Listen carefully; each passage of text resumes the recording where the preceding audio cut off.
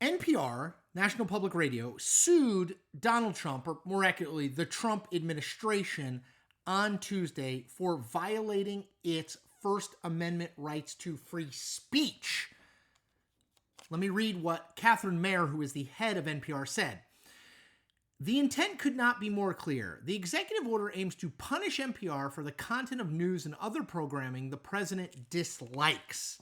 Okay, now you might be wondering, why is NPR suing the Trump administration, and what executive order is the head of NPR talking about? Okay, let me explain all of this to you. It's a really, really important story about how Donald Trump is approaching media generally and public funded media in particular. All right, so on May 1st, Donald Trump put out an executive order. He's put out lots of them, but he put out an executive order saying that the Corporation for Public Broadcasting, which is the big private nonprofit organization that funds NPR and PBS, that they should stop giving any money to those two entities. The reasons that Trump stated in this executive order that NPR and PBS shouldn't get any more money is because, unlike when the Corporation for Public Broadcasting was set up in 1967, there's a lot more media offerings out there, making sort of federal funding of any of them kind of ridiculous. And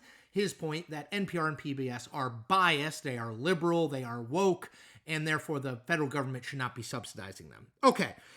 Let's rewind a little bit and let's go through the history of how we got here. So, as I mentioned, the Corporation on Public Broadcasting, which is this umbrella organization that funds NPR, PBS, and 1,500 local TV and radio stations around the country, was founded in 1967 by an act of Congress.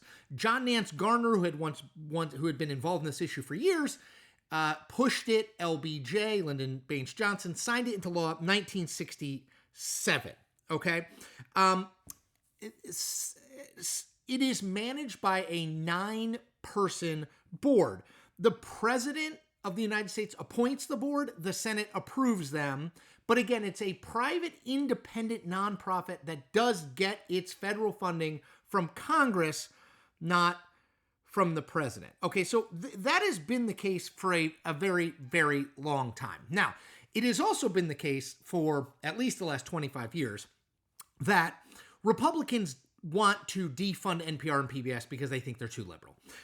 Trump is being more aggressive, as he is on lots of things, by issuing this executive order, which inevitably leads to this lawsuit by NPR that will eventually, I think, wind up in the Supreme Court about whether or not this is the Trump administration either trying to restrict funds that they can't do, right? Congress is the one that spends the federal budget, not the president, and or the Trump administration trying to violate NPR's ability to speak freely under the First Amendment. Okay, so this has been a long-running fight, not since 1967, but definitely since I've been covering politics in the mid to late 90s. It's just coming to a head now under Donald Trump. I want to talk more about it in a minute. Before I do that, though, I want to make a pitch to you. I want you to subscribe to this channel. And the reason for that is one word with two definitions. The word is independent. The first definition of independent: I am independent from billionaire owners of media companies. I am independent from big corporate conglomerates that own media companies. It's just me. Me making videos that I think hopefully aim to explain and analyze the political world. No boss telling me what to do. No secret hidden agenda. Just me and my thoughts.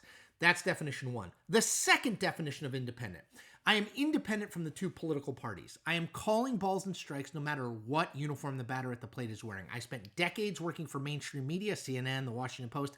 I'm now on my own as an independent news creator.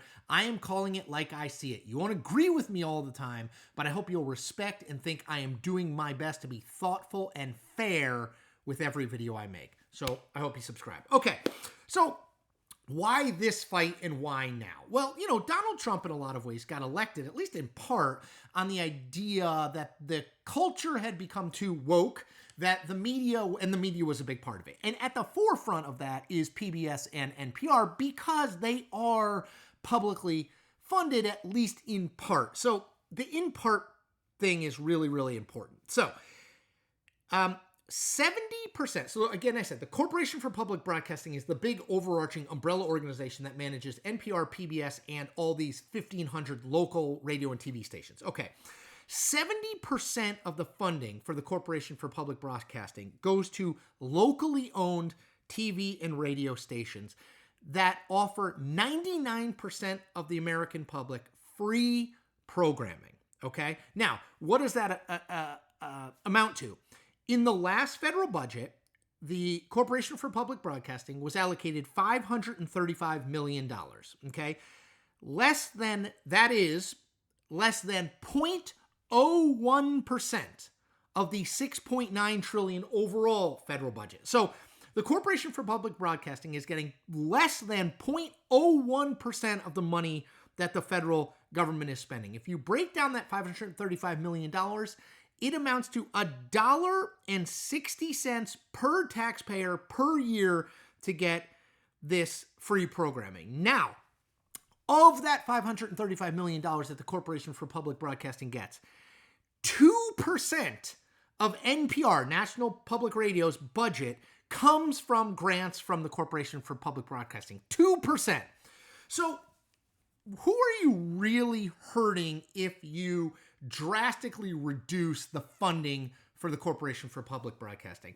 Are you hurting NPR? Well, 98% of NPR's budget comes from non-Corporation for Public Broadcasting grants. 98%. Okay? 2% comes from the Corporation for Public Broadcasting. So 98% they're gonna have, no matter what.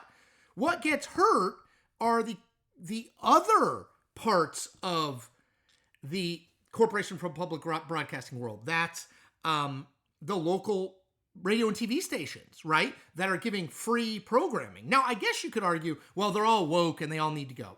Okay, I mean, that's worth I guess, debating. But what I would say is, it is possible that Donald Trump, with NPR and PBS and picking this fight, cuts off the nose of public broadcasting despite its face, which means that it winds up being Donald Trump aiming at NPR, but hitting the much broader community of public